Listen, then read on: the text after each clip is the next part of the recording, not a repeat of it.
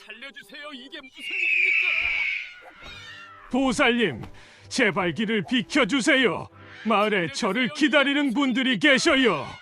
거대한 독수리가 날개를 활짝 펼치며 해광 스님 앞을 가로막았습니다. 스님이 왼쪽으로 가면 왼쪽으로, 오른쪽으로 가면 오른쪽으로 따라오며 필사적으로 외출을 저지했어요. 도대체 왜 이러시는 거예요? 이해할 수가 없습니다. 독수리는 더욱 격렬하게 울부짖으며 스님의 가사자락을 발톱으로 잡아당겼습니다. 그 눈빛에는 말로 표현할 수 없는 간절함이 담겨 있었어요. 과연 이 독수리는 왜 이렇게 미친 듯이 스님의 외출을 막고 있는 것일까요?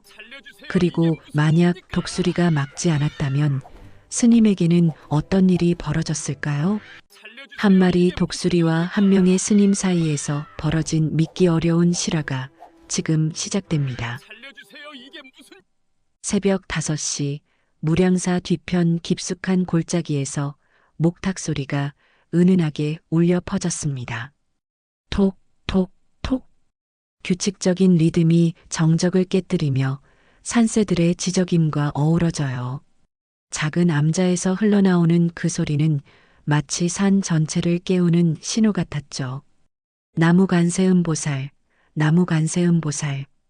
해광 스님의 연불 소리가 목탁과 함께 새벽 공기를 타고 흘렀습니다.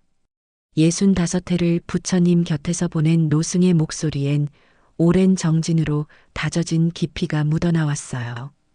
흰 수염이 가슴까지 내려온 스님의 얼굴에는 세월이 새겨놓은 주름과 함께 평온함이 깃들어 있었죠. 아침 예불을 마친 해광 스님은 천천히 일어나 창밖을 내다보았습니다. 안개가 골짜기를 포근하게 감싸고 있었고 동쪽 하늘 끝에서 해가 막 얼굴을 내밀고 있었어요. 참나무와 소나무가 어우러진 숲 사이로 스며드는 햇살이 안개와 만나 신비로운 빛을 만들어냈죠.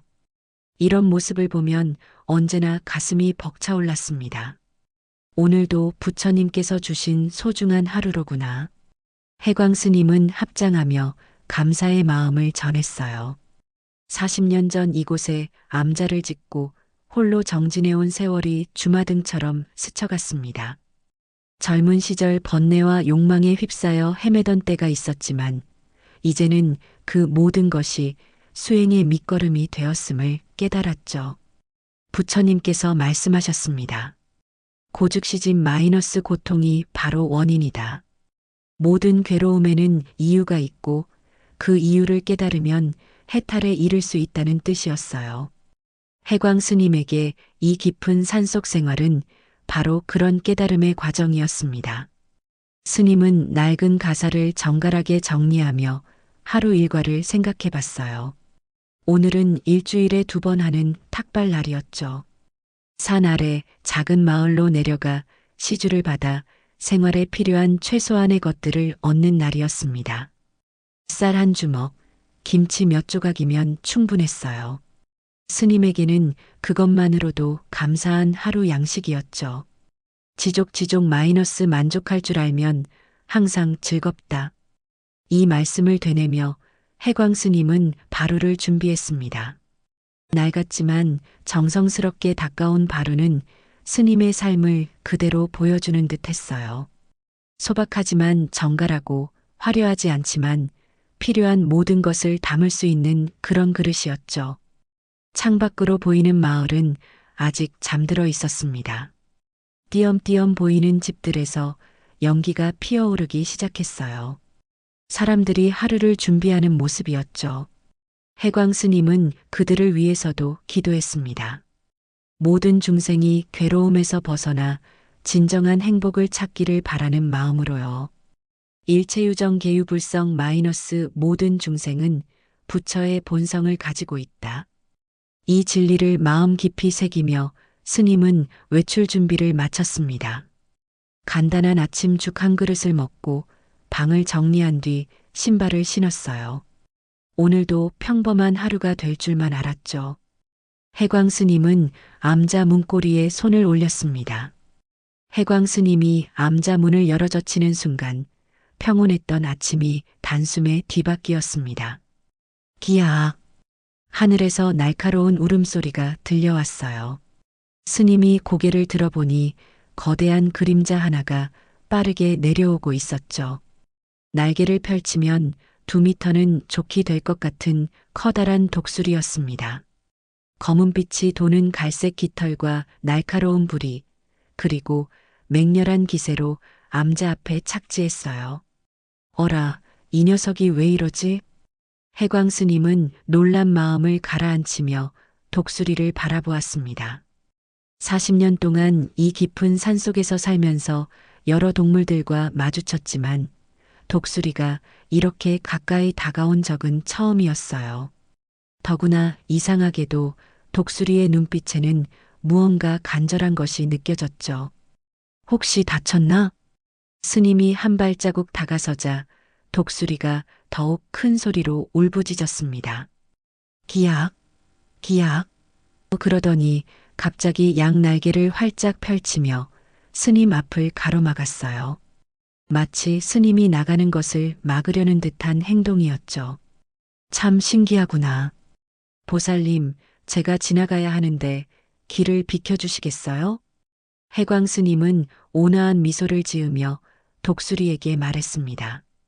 오랜 수행으로 마음이 평정해진 스님에게는 이런 상황도 그저 인연의 하나로 받아들여졌어요. 하지만 독수리는 전혀 물러설 기색을 보이지 않았습니다. 스님이 왼쪽으로 발걸음을 옮기자 독수리도 왼쪽으로 따라왔어요. 오른쪽으로 가려 하자 오른쪽으로 막아섰죠. 마치 스님의 마음을 읽기라도 하는 것처럼 정확하게 길을 차단했습니다. 이 녀석이 정말 이상하네. 해광 스님은 잠시 멈춰서서 독수리를 자세히 관찰해 보았어요. 몸집이 상당히 큰 수컷 독수리였고 깃털의 상태로 보아 건강해 보였습니다. 다친 곳도 없었고 먹이를 찾는 것 같지도 않았어요. 그런데 왜 이렇게 자신을 막고 있는 걸까요? 법화경의 말씀이 떠올랐습니다. 제법실상 마이너스 모든 현상에는 진실한 모습이 있다. 겉으로 보기에는 단순한 동물의 행동 같았지만 혹시 더 깊은 의미가 있는 것은 아닐까 생각해 봤어요. 혹시 부처님께서 이 독수리를 통해 무언가를 말씀하시려는 걸까? 하지만 이성적인 부분이 더 강했습니다. 마을에는 스님을 기다리는 사람들이 있었어요. 특히 홀로 사는 박할머니는 며칠 전부터 몸이 편찮으시다는 소식을 들었죠. 하루라도 빨리 가서 안부를 확인해야 했습니다. 보살님, 정말 죄송하지만 제가 가야 할 곳이 있어요. 마을에 저를 기다리는 분들이 계시거든요. 해광 스님이 정중하게 말하며 다시 발걸음을 옮겼습니다. 하지만 독수리는 더욱 격렬하게 반응했어요. 기약, 기약. 울음소리가 점점 더 절박해졌고 이번에는 스님의 가사자락을 발톱으로 살짝 잡아당겼습니다. 이럴 수가. 스님도 당황했어요. 동물들과 교감하며 살아온 세월이지만 이렇게 완강하게 자신을 막는 동물은 처음 만났죠. 독수리의 행동에는 분명 절박함이 있었습니다. 마치 무언가 큰 위험을 알리려는 듯한 그런 간절함이 느껴졌어요. 기약, 기약. 독수리는 계속해서 울부짖으며 스님 앞을 막아섰습니다. 때로는 부리로 스님의 어깨를 가볍게 건드리기도 했어요. 상처를 입히려는 것이 아니라 주의를 끌려는 것 같았죠. 스님은 점점 더 궁금해졌습니다. 도대체 무엇을 말하려는 걸까? 금강경의 한 구절이 마음에 떠올랐어요. 응무소주의 생기신 마이너스 마음을 어디에도 머물지 않게 하면서도 마음을 내어야 한다. 지금 상황을 있는 그대로 받아들이되 집착하지는 말아야 한다는 뜻이었죠. 해광 스님은 잠시 마음을 가라앉혔습니다. 서두르는 마음, 계획대로 되지 않는 것에 대한 답답함을 내려놓으려 했어요. 그러자 독수리의 모습이 조금 다르게 보이기 시작했습니다. 그저 방해하는 존재가 아니라 무언가 간절한 메시지를 전하려는 존재로 말이죠. 1시간이 흘렀지만 독수리는 전혀 물러설 기색을 보이지 않았습니다. 오히려 시간이 지날수록 더욱 완강해지는 것 같았어요. 해광 스님이 조금이라도 암자 밖으로 나가려 하면 즉시 날개를 펼치며 가로막았죠. 보살님, 정말 이해할 수가 없습니다. 스님은 한숨을 내쉬며 말했어요. 평생 자비로운 마음으로 모든 생명을 대해왔지만 지금 상황은 정말 난감했습니다. 마을 사람들이 기다리고 있을 텐데 이렇게 시간만 보내고 있을 수는 없었거든요. 독수리는 스님의 시선을 정면으로 마주보며 울부짖었습니다. 기약, 기약. 그 눈빛에는 분명 무언가 간절한 것이 담겨 있었어요. 마치 제발 나가지 마세요라고 말하는 것 같았죠. 하지만 스님은 그 뜻을 이해할 수 없었습니다. 혹시 새끼가 근처에 있어서 그런 건가? 스님은 주변을 둘러보았어요. 하지만 둥지나 새끼의 흔적은 어디에도 보이지 않았죠. 독수리는 오직 스님이 암자를 나가지 못하게 하는 것에만 집중하고 있었습니다. 3번째 시도에서 해광 스님은 조금 더 강하게 나아가 보기로 했어요. 독수리를 피해 빠르게 지나가면 되겠다고 생각했죠. 하지만 독수리의 반응은 더욱 격렬했습니다. 기약, 기약. 독수리가 공중으로 날아올라 스님 앞에서 맴돌며 위협적으로 울부짖었어요. 하지만 정말로 공격하지는 않았습니다. 그저 나가지 말라는 신호를 계속 보낼 뿐이었죠. 스님은 이 상황이 점점 더 신기해졌어요. 참으로 이상한 일이로구나. 법화경의 말씀이 떠올랐습니다. 방편력고 마이너스 부처님은 여러 방편을 써서 중생을 구하신다. 혹시 이 독수리가 부처님의 방편은 아닐까 하는 생각이 스쳐갔어요. 하지만 여전히 확신은 없었죠. 4번째 시도에서 스님은 다른 방향으로 가보기로 했습니다.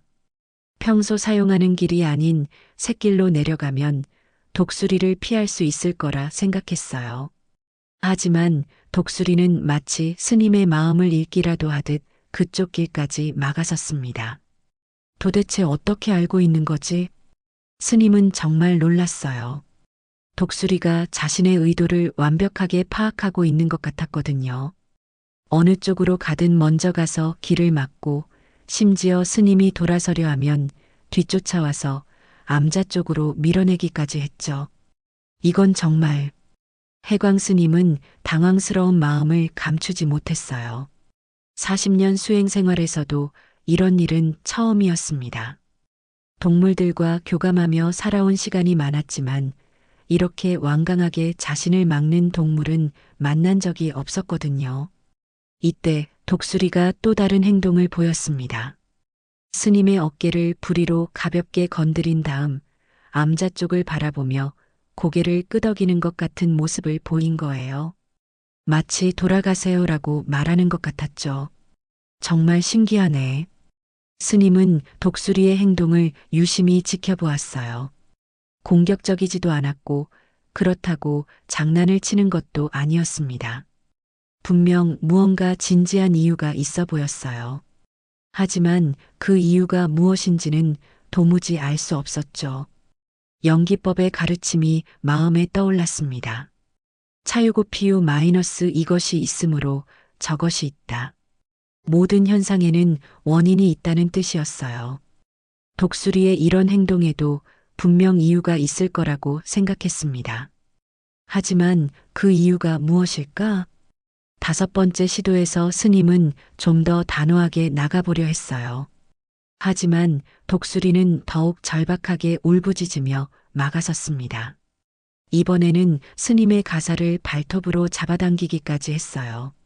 물론 상처를 내려는 것은 아니었지만 그 절박한 만큼은 확실히 전해졌죠. 기약, 기약. 독수리의 울음소리가 점점 더 애절해졌습니다. 마치 울고 있는 것 같기도 했어요. 스님은 그 모습을 보며 마음이 아팠습니다. 이 독수리가 왜 이렇게 절박하게 자신을 막고 있는지 정말 궁금했어요. 2시간이 지나도록 독수리는 한치의 양보도 없었습니다. 해광 스님의 이마에는 어느새 땀방울이 맺혀 있었어요. 아무리 자비로운 마음을 가지려 해도 답답함이 밀려오기 시작했죠. 중생들이 굶주리고 있는데 이렇게 시간을 지체할 수는 없어. 스님의 목소리에 처음으로 짜증이 섞였습니다. 평소 같으면 절대 내지 않았을 목소리였어요. 하지만 지금 상황은 정말 이해할 수 없었거든요. 박할머니는 몸이 아프시다고 했는데 다른 마을 사람들도 스님의 탁발을 기다리고 있을 텐데 말이죠. 독수리는 스님의 환한 목소리에도 전혀 물러서지 않았어요. 오히려 더욱 간절한 눈빛으로 스님을 바라보며 계속 길을 막았습니다. 기약, 기약. 울음소리도 더욱 절박해졌어요. 도대체 무엇 때문에 이러는 거야? 해광 스님은 화가 나서 소리쳤습니다. 하지만 곧 자신의 마음을 돌아보며 참회했어요. 오랜 수행으로 다져온 평정심이 이렇게 쉽게 흔들리다니 자신이 부끄러워졌거든요. 아미타불, 제가 너무 성급했습니다. 스님은 2손을 모으고 독수리에게 사과했어요. 하지만 마음 한편으로는 여전히 이해할 수 없다는 생각이 들었습니다. 어떤 이유로든 이렇게 계속 막고 있을 수는 없잖아요. 금강경의 말씀이 떠올랐습니다. 범소유 상계시어망 마이너스 모든 현상은 가짜다. 지금 보고 있는 것, 경험하고 있는 것도 진실이 아닐 수 있다는 뜻이었어요. 하지만 그렇다면 진실은 무엇일까요? 6번째 시도에서 스님은 독수리와 대화해 보기로 했습니다. 보살님, 제가 나가면 안 되는 이유가 있나요? 독수리가 고개를 끄덕이는 것 같았어요. 물론 착각일 수도 있지만 분명 무언가 반응을 보이는 것 같았습니다. 그 이유가 무엇인지 알려주실 수 있나요? 독수리는 하늘을 올려다보며 큰 소리로 울었습니다. 기악. 그리고는 다시 스님을 바라보며 고개를 흔들었어요. 마치 위험해요라고 말하는 것 같았죠. 위험하다는 말인가요? 스님이 물었지만 독수리는 더 이상 명확한 대답을 주지 않았어요. 다만 계속해서 길을 막을 뿐이었습니다. 스님은 점점 더 혼란스러워졌어요. 이때 스님의 마음속에 의심이 일어났습니다. 혹시 내가 독수리의 행동을 잘못 해석하고 있는 건 아닐까? 그냥 영역 다툼이거나 호기심 때문일 수도 있잖아. 하지만 독수리의 눈빛을 보면 그런 단순한 이유는 아닌 것 같았어요. 반야심경의 한 구절이 떠올랐습니다. 색즉시공, 공즉시색 마이너스 형상 있는 것이 곧 공이고 공이 곧 형상 있는 것이다. 지금 보고 있는 독수리의 행동도 겉모습과 다른 진실이 있을지 모른다는 생각이 들었어요. 3시간째가 되자 스님은 정말 지쳤습니다. 마을에 가야 한다는 의무감과 독수리를 이해하려는 마음이 계속 충돌했어요. 그런데 이상하게도 독수리는 지치지 않는 것 같았습니다. 여전히 똑같은 자세로 길을 막고 서 있었어요. 이 녀석은 정말 끈질기네. 스님은 혼잣말을 하며 독수리를 바라보았어요. 그 순간 뭔가 다른 감정이 올라왔습니다. 화가 아니라 궁금함이었죠. 도대체 무엇이 이 독수리를 이렇게 만드는 걸까 하는 순수한 궁금한 말이에요. 만약 정말 중요한 이유가 있다면 스님은 잠시 생각해 보았어요. 화엄경의 말씀처럼 일즉일체 일체즉일 마이너스 하나가 곧 전부이고 전부가 곧 하나라면 이 독수리의 행동도 우주의 큰 진리와 연결되어 있을지 모른다는 생각이 들었습니다. 오후 3시가 되자 해광 스님은 마침내 결정을 내렸습니다. 더 이상 독수리와 실랑이를 벌일 수는 없었어요. 마음 한편으로는 여전히 마을 사람들이 걱정되었지만 이 상황을 받아들이기로 했죠. 오늘은 인연이 아닌가 보구나. 스님은 깊은 한숨을 내쉬며 말했어요. 부처님께서 말씀하신 인연법이 떠올랐습니다. 차유고 피유 차무고 피무 마이너스 이것이 있으므로 저것이 있고 이것이 없으므로 저것이 없다. 모든 일에는 때가 있고 인연이 있는 법이었죠. 독수리는 스님의 변화된 마음을 알아챈 듯 조금 진정된 모습을 보였어요. 여전히 경계는 늦추지 않았지만 그 절박했던 울음소리는 멈췄습니다. 마치 스님이 마음을 바꾼 것을 감지한 것 같았어요. 혹시 정말 중요한 이유가 있는 건가? 스님은 독수리를 다시 한번 자세히 바라보았습니다. 그 눈빛에는 여전히 간절함이 있었지만 이제는 안도감도 함께 느껴졌어요. 마치 다행이다라고 말하는 것 같았죠. 법화경의 말씀이 마음에 스며들었습니다. 시방불토 중 유일승 법무이 온 우주에는 오직 하나의 가르침만이 있으니 모든 존재를 구원하는 것이다. 혹시 이 독수리도 그 가르침의 일부일까 하는 생각이 들었어요. 보살님의 뜻을 받들겠습니다. 해광 스님은 독수리를 향해 깊이 합장했어요. 그 순간 독수리의 눈빛이 확연히 달라졌습니다. 경직되어 있던 몸이 이완되고 날개도 자연스럽게 접혔어요. 마치 긴장이 풀린 것 같았죠.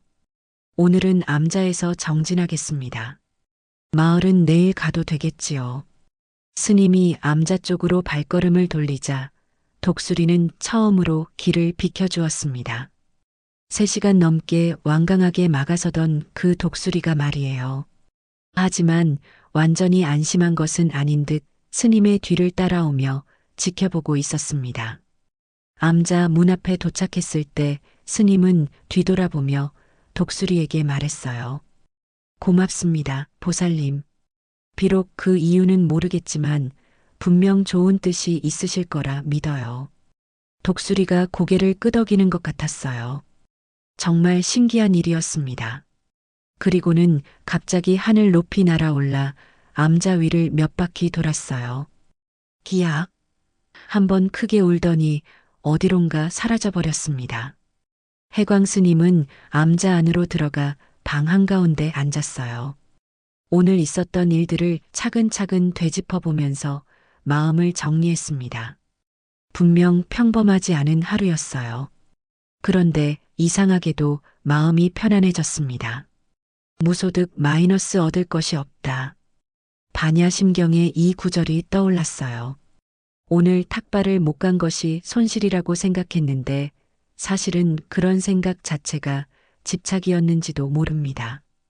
계획대로 되지 않는 것을 받아들이는 것도 수행의 일부였으니까요. 스님은 저녁 예불을 올리며 독수리를 위해 특별히 기도했어요. 그 의도가 무엇이든 자신을 위한 것이었다는 확신이 들었거든요. 오랜 수행 생활에서 느낀 직감이었습니다. 모든 중생이 행복하길, 모든 중생이 평안하길. 기도를 마치고 나니 마음이 더욱 평온해졌습니다. 내일이면 모든 것이 분명해지리라는 예감이 들었어요. 오늘의 일이 단순한 우연이 아니라는 느낌이 강하게 들었거든요. 다음 날 이른 새벽 해광 스님이 예불을 올리고 있을 때였습니다. 갑작스럽게 급한 발소리가 암자 쪽으로 다가오고 있었어요. 이런 이른 시간에 누가 올까 싶어 귀를 기울여 보니 분명 여러 명이 급하게 올라오는 소리였습니다. 스님, 스님, 김서방의 목소리였어요. 그런데 평소와 다르게 몹시 다급하고 떨리는 음성이었습니다. 스님은 서둘러 예불을 마치고 문을 열었어요. 무슨 일이십니까? 문을 열어보니 김서방뿐만 아니라 박할머니의 손자인 정민이 그리고 이웃 마을의 최 아저씨까지 함께 와 있었습니다. 모두들 얼굴이 새파랗게 질려 있었고 헐떡거리고 있었어요. 스님, 큰일 날 뻔했습니다. 김서방이 숨을 헐떡이며 말했어요. 평소 침착한 성격인 김서방이 이렇게 당황하는 모습은 처음 봤습니다. 천천히 말씀해 보세요. 무슨 일인가요? 어제 오후 2시경에 뒷산에서 큰 산사태가 났어요. 정민이가 떨리는 목소리로 말했습니다. 스님의 얼굴이 순간 굳어졌어요. 어제 오후 2시라면 자신이 마을로 내려가려던 정확한 시간이었거든요. 산사태요? 네, 스님. 절로 내려오는 길이 완전히 끊어졌습니다. 최 아저씨가 설명을 이어갔어요. 바위와 나무들이 길을 완전히 막아버렸어요. 그것도 스님께서 늘 다니시던 그 길 말입니다. 해광 스님은 다리에 힘이 빠지는 것을 느꼈습니다. 만약 어제 계획대로 마을에 갔다면 생각만 해도 아찔했어요. 얼마나 심한 산사태였나요? 상상하실 수 없을 정도예요, 스님. 김서방이 고개를 흔들며 말했어요. 큰 바위들이 굴러떨어지면서 길을 완전히 덮어버렸습니다. 사람이 지나갈 틈이 전혀 없어요. 만약 그 시간에 누군가 그 길을 지나고 있었다면 말을 마치지 못했지만 모두가 그 의미를 알고 있었어요. 스님은 가슴이 쿵 내려앉는 것을 느꼈습니다. 저희도 어젯밤에야 소식을 들었어요. 정민이가 덧붙였습니다. 할머니께서 스님이 안 오시니까 걱정이 되신다고 하셔서 최 아저씨와 함께 올라와 봤더니 이런 일이. 혹시 스님께서 어제 나오셨을까봐 밤새 잠도 못 잤습니다. 최 아저씨의 목소리에는 진심 어린 걱정이 담겨 있었어요. 다행히 오늘 아침 일찍 올라와 보니 스님께서 무사히 계시네요. 해광 스님은 잠시 말을 잃었습니다. 어제 독수리가 그렇게 완강하게 막았던 이유가 이것이었구나. 갑자기 어제의 모든 상황이 다르게 보이기 시작했어요. 그렇다면 어제 독수리가. 스님은 혼잣말을 중얼거렸습니다. 마을 사람들은 무슨 말인지 몰라 서로 쳐다봤어요. 독수리요? 무슨 독수리 말씀이신가요? 김서방이 물었습니다. 하지만 스님은 대답하지 못했어요. 너무 충격적인 깨달음이었거든요. 아무것도 아닙니다. 스님은 가까스로 말을 했지만 머릿속은 완전히 뒤죽박죽이었어요. 어제 그 독수리가 자신의 생명을 구해준 것이었습니다. 어떻게 알았는지는 모르겠지만 분명 산사태를 예감하고 자신을 구하려 했던 거예요. 길이 복구되려면 며칠이나 걸릴까요? 스님이 떨리는 목소리로 물었습니다. 최소 일주일은 걸릴 것 같아요. 중장비를 동원해야 할 정도거든요. 그동안 스님께서 필요한 것이 있으시면 저희가 가져다 드리겠습니다. 마을 사람들의 배려에 고마움을 느끼면서도 스님의 마음은 온통 어제의 독수리 생각으로 가득했어요. 그 절박했던 울음소리, 간절했던 눈빛, 완강했던 태도, 모든 것이 자신을 구하기 위한 것이었구나. 마을 사람들이 떠난 후 해광 스님은 암자 마당에 홀로 앉아 있었습니다. 어제 있었던 일들이 파노라마처럼 머릿속을 스쳐 지나갔어요. 독수리가 미친 듯이 자신의 외출을 막았던 그 절박함, 3시간 넘게 완강하게 길을 가로막았던 그 의지, 그리고 자신이 포기하고 돌아갔을 때의 그 안도의 표정까지. 스님의 눈에서 뜨거운 눈물이 흘러내렸습니다. 평생 수행하면서 별일 없이 눈물을 흘린 적이 없었는데 지금은 감정을 억제할 수 없었어요. 독수리가 자신을 구해준 것이었습니다. 목숨을 구해준 거예요. 나는 얼마나 어리석었던가. 스님은 자신을 탓했어요. 독수리가 그렇게 간절하게 신호를 보냈는데 자신은 그저 방해물로만 여겼던 거죠. 내 계획, 내 생각, 내 판단에만 매몰되어 부처님의 뜻을 전혀 알아채지 못했던 겁니다. 부처님의 말씀이 마음에 깊이 스며들었어요. 일체 중생실시하친 일체 중생실시하사 마이너스 모든 중생이 나의 부모여. 모든 중생이 나의 스승이니라. 독수리가 바로 나의 스승이었구나. 법화경의 가르침도 떠올랐습니다. 방편력고 마이너스 부처님은 여러 방편을 써서 중생을 구하신다. 부처님께서는 때로는 사람의 모습으로, 때로는 동물의 모습으로, 때로는 자연현상을 통해서도 중생을 구하신다는 뜻이었어요. 독수리가 바로 부처님의 방편이었구나. 스님은 두 손을 모아 하늘을 향해 합장했습니다. 그 순간 어제와 똑같은 울음소리가 들려왔어요. 기야. 고개를 들어보니 그 독수리가 암자 위를 날고 있었습니다. 어제 그 독수리가 맞았어요. 스님은 급히 일어나서 독수리를 올려다보며 깊이 절했어요. 고맙습니다, 보살님. 무명 중생인 저를 구해주셔서 무한히 감사드립니다. 독수리는 암자 위를 크게 선회하며 여러 번 울었습니다. 마치 다행이다라고 말하는 것 같았어요. 그리고는 암자 앞 큰 바위에 내려앉았습니다. 스님과 독수리가 서로를 바라보는 순간 묘한 교감이 느껴졌어요. 말은 통하지 않지만 마음이 통하는 것 같았습니다. 독수리의 눈빛에는 자비로움이 있었고 스님의 눈빛에는 깊은 감사가 담겨 있었어요. 연기법이로구나. 스님의 마음에 깊은 깨달음이 일었습니다. 모든 존재는 서로 연결되어 있고 서로에게 영향을 미치며 서로를 도우며 살아간다는 진리를 몸소 체험한 것이었어요. 화엄경의 말씀이 새롭게 다가왔습니다. 일즉일체 일체즉일 마이너스 하나가 곧 전부이고 전부가 곧 하나다. 자신과 독수리, 산사태, 마을 사람들 모든 것이 하나로 연결되어 있었던 거예요. 때로는 가장 예상치 못한 곳에서 가장 예상치 못한 방식으로 부처님의 자비가 임하는구나. 스님은 이 깨달음에 전율했어요. 지금까지 부처님은 경전 속에만 계신다고 생각했는데 사실은 이렇게 가까이에 이렇게 구체적으로 함께 계셨던 거죠. 법화경의 또 다른 구절이 떠올랐습니다. 시방불토 중 유일승 법무이 온 우주에는 오직 하나의 가르침만이 있으니 모든 존재를 구원하는 것이다. 독수리는 잠시 스님을 바라보더니 다시 하늘로 날아올랐어요. 하지만 멀리 가지는 않고 암자 위를 맴돌며 지켜보고 있었습니다. 마치 앞으로도 계속 스님을 지키겠다는 의미 같았어요. 그날 이후 해광 스님의 일상은 완전히 달라졌습니다.